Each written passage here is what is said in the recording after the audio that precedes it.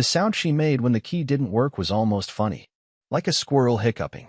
Click, rattle, jiggle, pause. Then again click, rattle, jiggle, swear.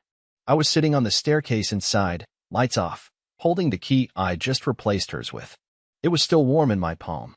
Outside, her heels scraped against the welcome mat she picked out last spring. It said, "Our happy place." The irony nearly choked me. "Emery," she called through the door. Voice rising now. "What the hell? The key won't turn. Are you inside?" Silence. I let it stretch. Then came the knock. Gentle at first, then louder.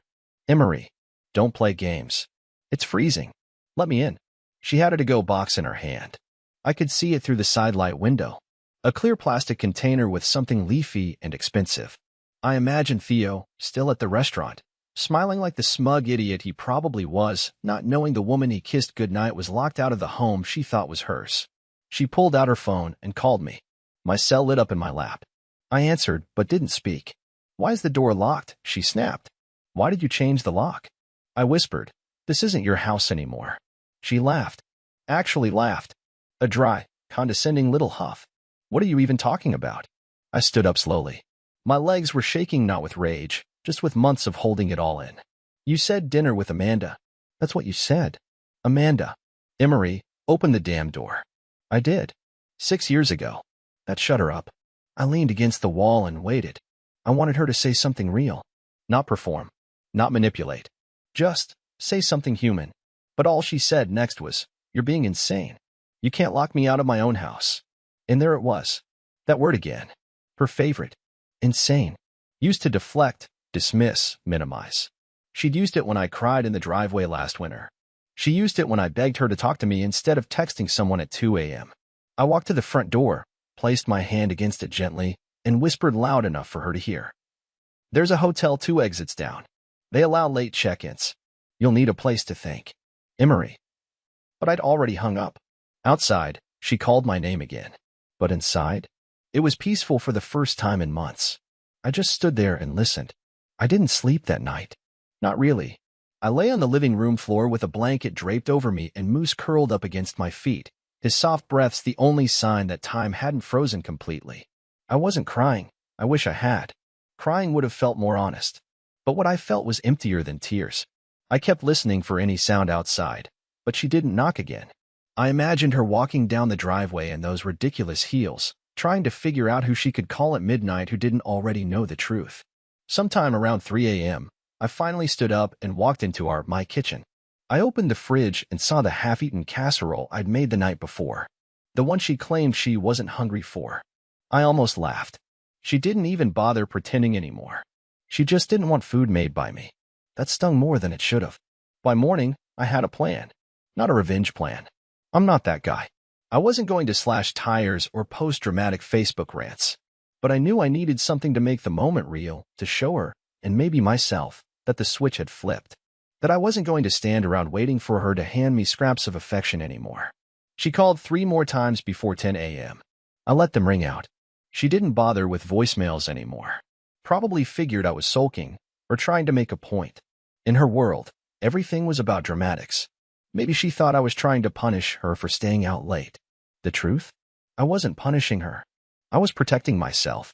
Around noon, I checked the doorbell camera history, and there she was. Sometime at 6:21 a.m., she returned. She stood outside for a full 3 minutes, pacing. No knocking. Just pacing. Then she stared directly into the camera lens and smiled. Not apologetically. Not nervously. But with this odd, superior calmness, like I was the one who needed to be ashamed. That smile wasn't for me. That smile was for control. I watched the footage 3 times. And each time, something inside me hardened. Not with rage. Not even hate. Just clarity. It was like watching someone else's wife, not mine. Like the person in that footage had stolen Laurel's face and voice but none of her soul. Or maybe she never had the soul I imagined in the first place. I started packing her things in silence. I didn't throw anything, didn't rip photos or smash perfume bottles. I folded her clothes like I was preparing for a trip she'd always wanted but hadn't earned. I found 2 drawers of lingerie I hadn't seen in years. She used to giggle when she wore those. Now they felt like costumes from someone else's life. I boxed everything. Labeled it neatly. took photos of each label and sent them to her with a short message. Your things are ready. You can pick them up between 5 and 6. After that, I'll leave them outside. That's not a threat. Just logistics. She didn't respond. But 5 o'clock came, and so did she. When the doorbell rang, I didn't answer it right away. I stood at the top of the stairs, watching her through the front window. She was wearing a hoodie I bought her during our trip to Asheville, the one where we got rained in for 3 days and watched every single Harry Potter movie out of order. That hoodie used to mean something. Now it just looked like a disguise. I finally opened the door. She looked at me like I was a stranger. Maybe I was. You're seriously doing this, she said. No greeting. Her voice was cool, polished. I already did it, I replied. She glanced at the boxes like they offended her. You're being dramatic. I nodded, slowly. Yeah, but I'm not being dishonest. For a moment, I thought I saw something flicker in her eyes, surprise, maybe. Or fear. But it vanished as quickly as it came. She stepped forward, but I didn't move. I can't stay here tonight, she asked, softer now. Just to talk. You had a place last night, I said. Was it not comfortable? Her jaw clenched. Then she did something I'll never forget. She looked past me into the house I spent 12 years building with her, and said, like she was asking about a pair of shoes, do you think I left my sunglasses in the upstairs bathroom? I didn't answer. I just handed her a box marked bathroom/miscellaneous and shut the door. No yelling. No scene. Just the quiet end of a life I had believed in too much, too long. And behind that closed door, I finally let the tears come. The boxes sat untouched on the porch overnight. Even though she showed up, even though we stood face to face just hours earlier, Laurel hadn't bothered to take them with her. She left them there, like a test. Like she expected me to chase her down the driveway and beg her to come back, to explain things, to promise I'd try harder, love better, become whatever she needed. But I didn't. Not this time. I left the boxes exactly where she abandoned them and went to bed, alone, in the middle of our mattress, surrounded by too much space and too much quiet. I stared at the ceiling for hours, trying to remember the last night we fell asleep holding hands. I couldn't. Somewhere along the way, even our fingertips forgot each other. The next morning, I woke to rain. Not a soft drizzle, real, relentless rain that came sideways against the windows and drowned the porch in puddles. I got up, put on a hoodie, and opened the front door. There they were, all 6 boxes, soaked through. Cardboard curling at the edges. Ink from my labels running like cheap mascara. I thought about moving them inside. Then I didn't. I closed the door and walked away. Because here's the thing. Laurel had always believed she was the smart one. The one with the plan. The manipulator. The strategist. She'd walk into rooms already calculating everyone's weaknesses, filing them away like weapons in her purse. She never yelled. She didn't have to. Her silence was sharper than any insult. She weaponized distance. And she was good at it. But she forgot something. Actually, 3 things. The first was that I wasn't as naive as I looked. She thought she'd played this game without leaving fingerprints. She was wrong. Weeks before the lock incident, I already knew something was happening. And not just the generic, something's off feeling. I knew who. I knew when. I even knew what hotel. Not because I hired a PI, I couldn't afford one. But because she logged into our Netflix account from his place and forgot to turn off location sharing. The top left corner of the screen said, watching in, Franklin Hotel, room 503. The second thing she didn't know? I had already spoken to Theo. Not a fight. Not some pathetic confrontation. I sat across from him in a coffee shop 3 blocks from his office. I wore a blue button-down. He wore arrogance like a badge. I told him who I was, and he didn't even pretend to be surprised. He just sipped his coffee and said, this is between me and Laurel. I smiled. Not anymore. I changed the locks. He blinked once, then nodded. Bold move. Wasn't meant to be bold, I said. Just necessary. And I left. No threats. No theatrics. But I saw something in his eyes as I walked away, a flicker of realization. That maybe I wasn't as spineless as she described. And the third thing? The one she'd never imagined? I'd already filed the paperwork. Quietly. Precisely. I met with an attorney 2 towns over. I made copies of everything. Assets. Mortgage. Bank statements. I didn't make demands. I made a boundary. One she couldn't charm or threaten her way through. So when she texted me that afternoon, we need to talk for real this time. Just us. I didn't reply immediately. I waited. I walked moose. I listened to the rain. I stared at the space where her car used to be. Then I sent back one sentence. You should bring your own pin. She responded a minute later. What does that mean? But I never answered. Later that night, she returned for the boxes. I watched from the upstairs window as she tried to lift one and the bottom gave out, spilling bras, lotions, receipts, and a tiny framed photo of us in Maine onto the wet concrete. She stood there, staring at it, like she couldn't recognize the faces in the frame. She left it behind. I didn't go down to pick it up. I left it in the rain. Because that moment, that soggy photo bleeding color into the cracks of the porch was the perfect symbol of what she destroyed. Not with a bang, but with 1,000 tiny lies and one very deliberate choice. And now, the house was mine again. But peace? Peace had its own price. The day after she picked up the ruined boxes, I got a dinner invitation. Not from Laurel. From her mother. It came through email. A polite, carefully composed message that made my skin crawl in a way I couldn't explain. Subject line. Let's talk. Just us. Body. Emery, I'd like to invite you over for dinner this Friday. No pressure. I just appreciate a conversation face to face. I'm making your favorite. She even signed it, warmly, Patricia. Now, you have to understand, Patricia and I were never close. For 13 years, we coexisted in a cold, polite truce. She always looked at me like I was a temporary inconvenience, not a life partner. The kind of woman who pinched her wine glass by the stem and said things like, some people simply don't evolve. She wore silk robes in the morning and called her own daughter emotionally elusive like it was charming. So why was she emailing me now? I stared at the message for half an hour, rereading every line like it contained some kind of hidden threat. I considered ignoring it. But something inside me, some strange, sharp intuition told me to go. Not to make peace, but to hear whatever it was she thought I didn't already know. Friday night came, and I put on a sweater Laurel had once bought me for Christmas. It still smelled faintly of cedar and laundry detergent, though it had been stuffed in the back of the closet for months. I drove through the foggy hills toward Patricia's house, the one with the white shutters and the impossible driveway she insisted on backing down in reverse. When I pulled up, the porch light was on. I knocked, and she opened the door wearing pearls. Emery, she said softly, as if I was a soldier returning from war. Thank you for coming. I walked in, and everything smelled like rosemary and butter. It was almost disorienting, like someone had dressed a battlefield in candlelight and linen.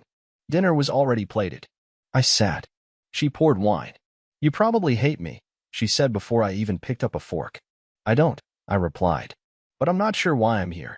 Patricia took a long sip of wine, then folded her hands. Laurel lied to you. A lot. But I'm guessing you already knew that. I didn't respond. She continued. She told me she was just exploring her options. That you were predictable, too gentle. She said Theo was temporary, just a phase. She never thought you'd actually walk away. I looked at her. She told you everything?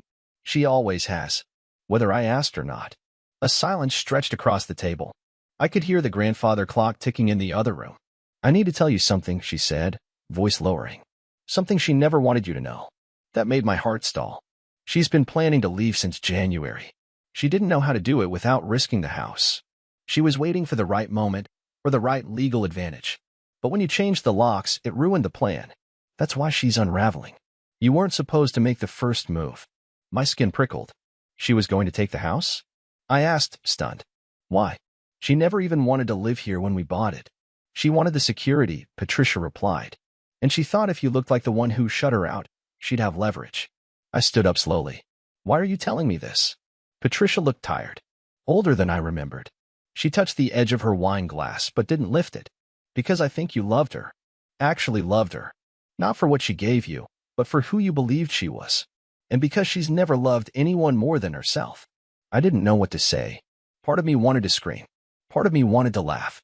But all I did was nod. As I walked toward the door, she called out, "There's one more thing." I turned. She's not with Theo anymore.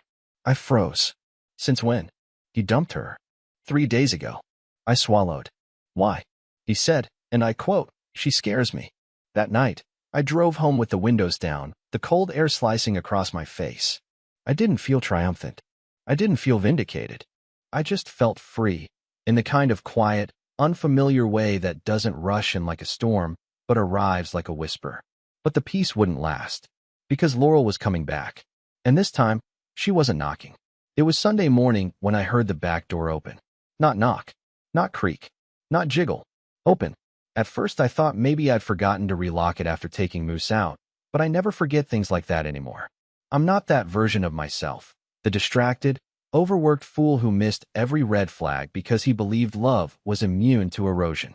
That guy's gone. And yet, the door had opened. I was in the upstairs hallway folding laundry when I heard her voice. Emery. The sound of it, soft, high, like she was slipping on her best innocence, made my spine go rigid. I moved to the top of the stairs and looked down. Laurel was standing in the middle of my kitchen. My kitchen. She was wearing that same black coat with the fur-trimmed collar, the one I always thought made her look like a movie villain, which now felt painfully appropriate. Her eyes scanned the room like she was searching for something to recognize, something to claim. She held her phone in one hand and a set of duplicate keys in the other. You made copies, I said, not a question. She didn't flinch. Of course I did. You think I'd just hand over my life without a backup plan? I descended 2 steps. This isn't your life anymore. She gave a tight, humorless smile. That's funny, coming from the man who used to cry if I forgot to say I love you before leaving for work. I didn't rise to the bait. What do you want, Laurel? I want to talk, she said, walking toward the counter like she still owned the place.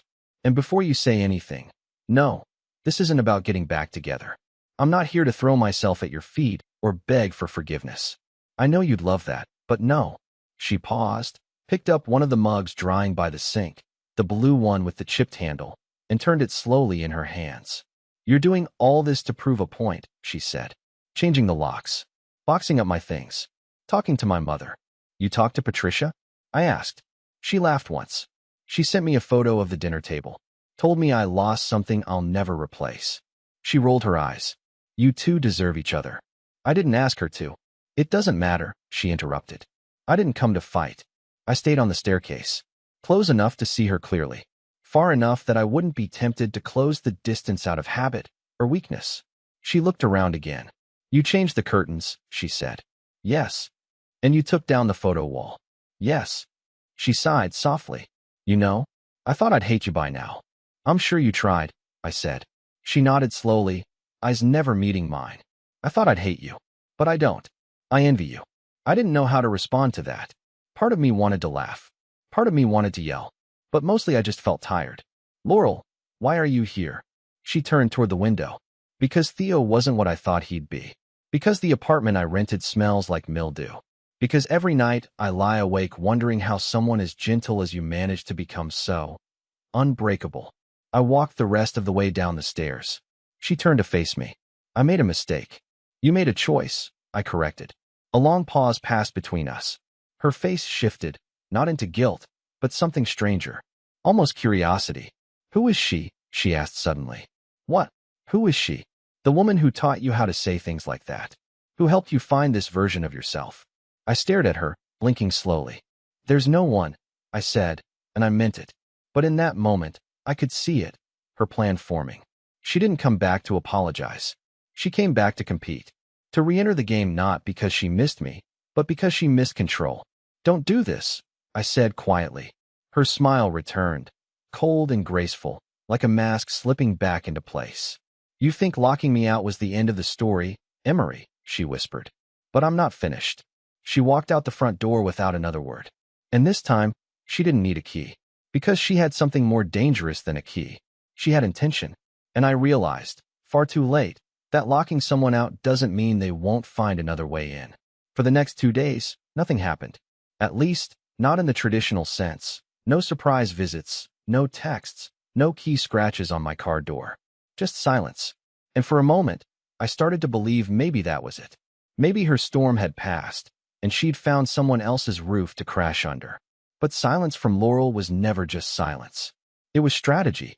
It was a breath before a plunge. I didn't hear from her again until Wednesday night, and even then, it wasn't a phone call or a message.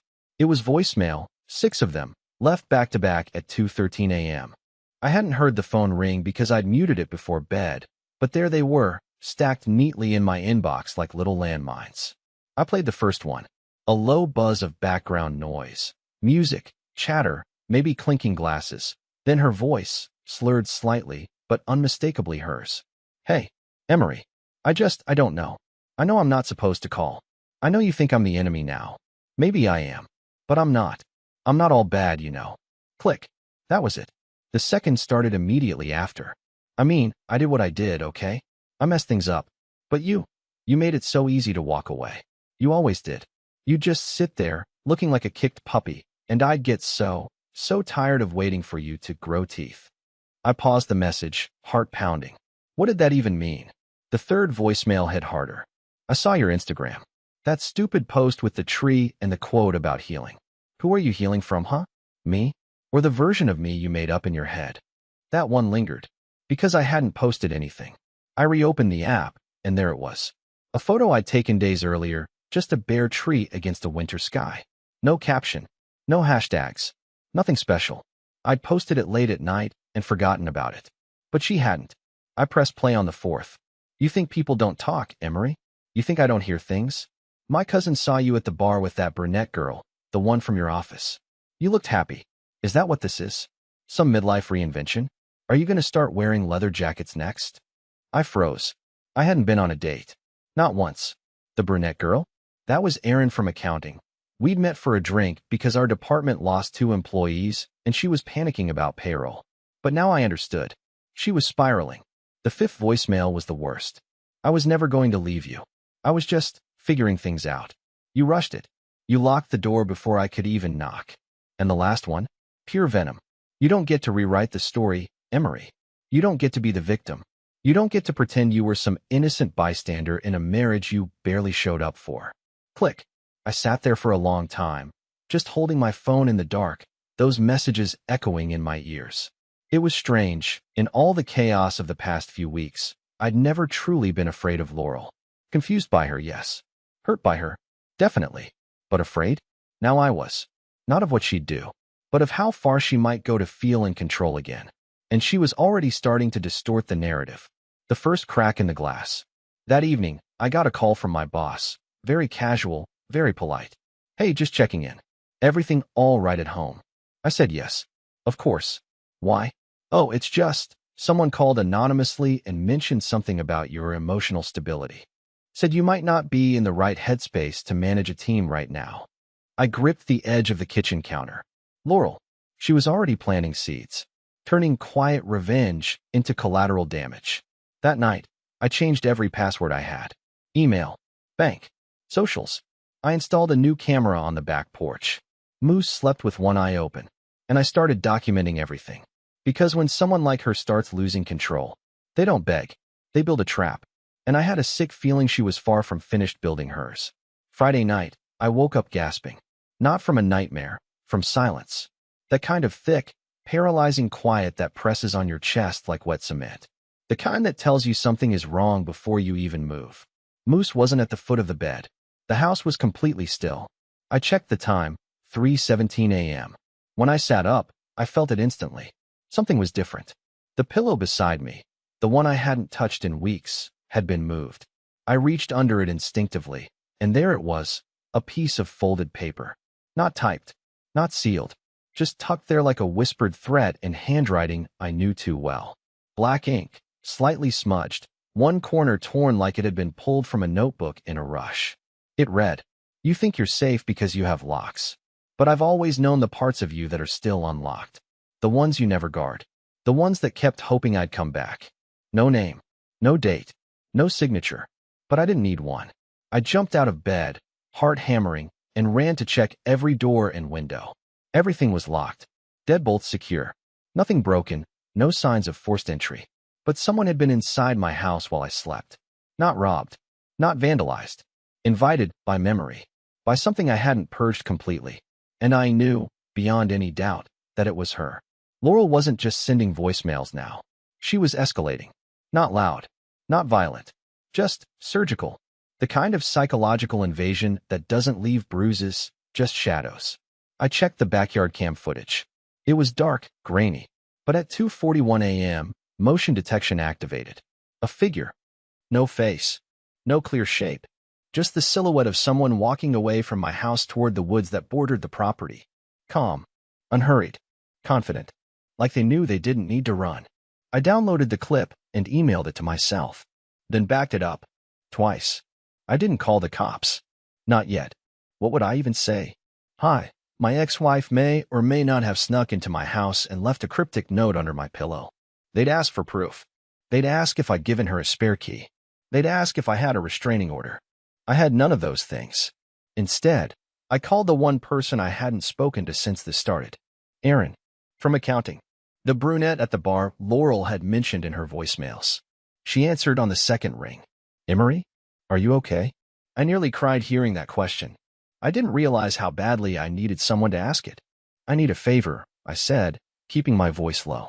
And I know it's weird, and I know we barely know each other outside of emails and complaints about printer toner. But I need to meet. Now. Public place. She didn't hesitate. There's a 24-hour diner by the freeway. I can be there in 15. 20 minutes later, I slid into the booth across from her. She wore a hoodie and jeans, no makeup, hair pulled back. She looked concerned. Real.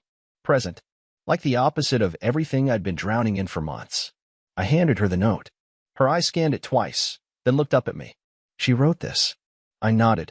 And she left it where you sleep? I nodded again. She let out a slow breath. You need help. The legal kind. I know, I whispered. But I needed someone to read it first. Someone real. For the next hour, I told her everything. Every voicemail. Every visit. The camera footage. The anonymous call to my boss. I didn't hold back. And to her credit, Erin didn't look away once. She didn't interrupt. She just listened, as if absorbing a story too heavy for one person to carry alone. When I finally stopped talking, she reached across the table and placed her hand on mine. You're not crazy, she said. But she's trying to make you feel like you are. That's what people like her do when they start losing their grip. They make you question the floor under your feet. I swallowed hard. You need a restraining order, she continued. And you need to talk to someone, a therapist, a lawyer, anyone trained to handle people who manipulate like this. I nodded. I didn't have words left. Just fatigue and fear. Not of Laurel, but of how close I'd come to thinking all of this was normal. By the time I got home, the sun was rising. I walked through the house slowly, deliberately, as if reclaiming each room from the memory of her. And that night, for the first time in weeks, I slept with the lights on. Because a locked door is only protection when the danger stays outside. But Laurel? She had learned to walk through walls. It took me 3 more weeks to file the papers. Not because I hesitated, that hesitation had died the night I found the letter under my pillow, but because I wanted to do it right. Quietly. Cleanly. With dignity. Laurel thrived on reaction, on chaos, on heat. I gave her none of it. My attorney was a man named Derek who wore ugly socks and spoke with the calm confidence of someone who'd seen everything. You don't need to justify anything, he told me gently as I handed him the final packet of signed documents. Sometimes survival looks like leaving before the fire gets worse. He didn't know the half of it. I changed my locks again, but this time I had them installed professionally. I registered the camera footage. Filed a police report. I didn't accuse, didn't dramatize, just documented. Step by step, I built a boundary around my life. Not a wall. A gate. One I could open or close on my terms. Laurel tried once more, one final attempt, 2 weeks after the report. I got a letter in the mail. Not hand-delivered. Not dramatic. Just a plain white envelope, no return address, no handwriting typed. It said, I didn't want it to end like this. You were the safest place I ever had. And I ruined it. I don't expect forgiveness. I just want you to know, part of me still loves the way you folded laundry. That was it. And for the first time, I didn't feel twisted inside reading her words. I didn't feel pulled, or manipulated, or cracked open. I just felt done. I shredded the letter. Took Moose on a long walk through the park she hated going to, said the grass made her shoes muddy. Moose rolled in a puddle, barked at a bird, and I let him. We sat on a bench for 20 quiet minutes, watching families pass, watching light fall through trees. Peace doesn't come like thunder. It comes slowly, like warmth crawling back into your fingers after a long winter. I started sleeping with the lights off again. I finally took down the blue mug from the drying rack and replaced it with a new one, dark green, heavy in the hand, something I picked out myself at a local pottery shop. A woman named Claire helped me choose it. She ran the register. We talked for 20 minutes about dogs, local bakeries, and why people always say, I'm fine, when they're clearly not. I saw her again a week later. This time, I asked her to join me for coffee. We laughed, real laughter.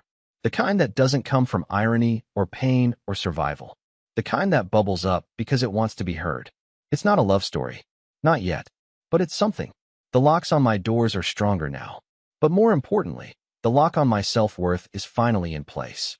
And that's something no one will ever pick again.